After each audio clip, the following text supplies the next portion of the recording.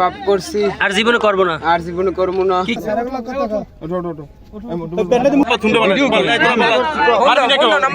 ও যদি অপরাধ করে তোমরা ফাঁসি দিবে এমনি ওর মার খাওয়া লাগে ঘরে ওটা উঠতে দাও ভাঙ্গে সুটে কিছু থুইছে কাজ কোস ও যদি অপরাধ করে ওই ভাঙছে আর ওরে এমন কোনো মানুষে নাই যে মারে কেন কি কারণে ওই যে ম্যাট কইয়া গাঁজা খাইয়া ওই আগে চলতে সেলফিনা পোলার লাগে ওই অন্তুল লাগে যদি অপরাধ করে বাবা তোমরা ফাঁসি দিয়ে দিও আর অপরাধ না করে হ্যাঁ তোমাকে তার বিচার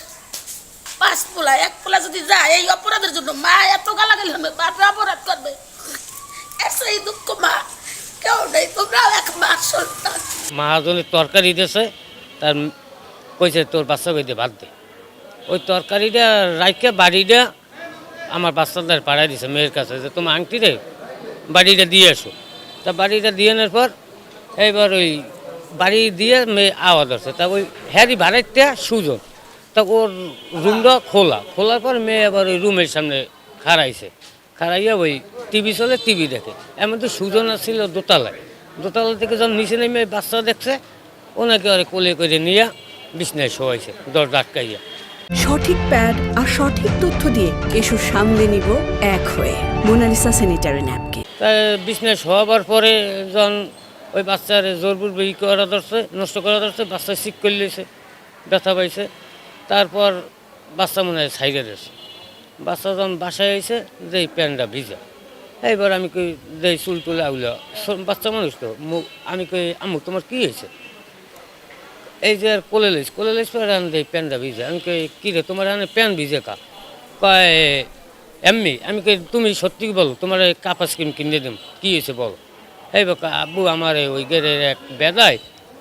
স্যাপ দিয়েছে আমি কোন জায়গায় স্যাপ দিয়েছে রে এই আমি বাচ্চা কোলে নিচে দাঁড়া করিয়ে দিই যে ভিজে এই পরে যখন ওই দেখছি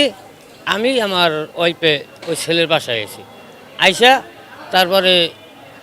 মেয়েরে জিজ্ঞেস কোন ছেলে কয় এই রুমে আমি কই তাহলে তুমি ডাক দাও দিই এই যে আমি এবার দরজা টাক দিছি পরে ছেলে বাইরে পরে কয় আব্বু এই ছেলে কয় উনি আমার বিজনেস শোয়াইছে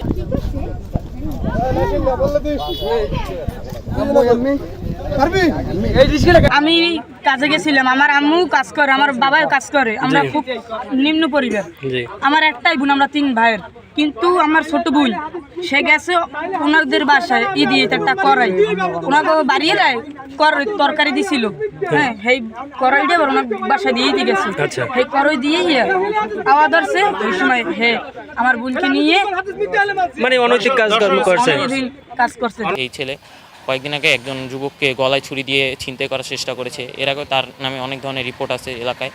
এবং আমরা মনে করি এই বরিশালের সর্বস্তরের শিক্ষার্থীদের হিসাবে আমি মনে করি আগামী 48 ঘন্টার ভিতর আমি আমার প্রশাসনের দিকে সজাগ দৃষ্টি রেখে তাদের কাছে আমাদের একটাই দাবি আমাদের আসামি যে তাকে ধরা হোক। কালকে থেকে আমার এলাকার সব মানুষ আর বিচি করতে আছে আমার এলাকার পোলা মনে বলছে আমার সাথে ওরে শুধু পাইলে হয় আর রাস্তা রাখবো না এলাকার পোলা মনে কইছে এই ধরনের কাজগুলো এলাকায় না হয় সেজন্য সবাই তৎপর হওয়া সচেতন হওয়া পাশাপাশি যে কোনো ঘটনা ঘটার সাথে সাথে